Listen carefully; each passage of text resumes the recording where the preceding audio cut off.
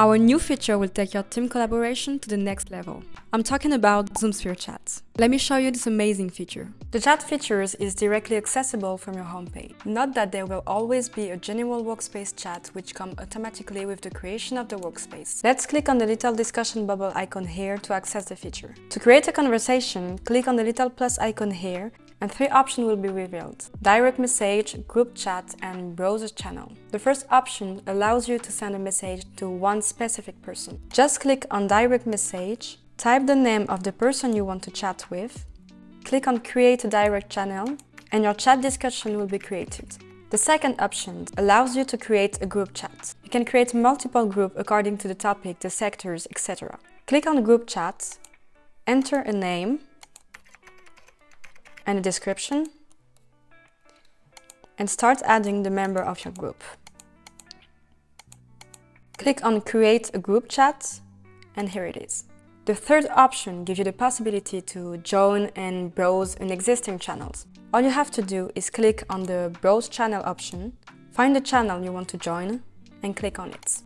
Once created, if you go to the setting, you will find information about the room and the members. Apart from the one-to-one discussion, you will find the possibility to enter a name and add a description group, as well as add other members, mute the room, and leave the channel. Let's talk about conversations options. Whether it's a one-to-one discussion or a group discussion, you will find multiple useful options, beginning with the typography option. If you need to emphasize a whole message or just a specific word, you can play with the typography option. You can bold a word or put a sentence in italic, for example. Next, you will find the emojis and GIF options, which allow you to add a bit of fun in your conversation. The little paperclip icon following the emojis and GIF options allows you to send some file in the conversation to the person you are chatting with or to the other group's member. Right next to this option, you will find the vocals option, which allow you to send vocals in the conversation. Finally, if you click on this icon, you can create a poll. A window will appear so you can add your question and potential answers and submit them to the conversation. You also have the possibility to mention one or several members in your text message. If you need to edit your message or simply delete it, you can go to your message and click on the little dot right here. The emojis icon next to it allows you to react to someone's message.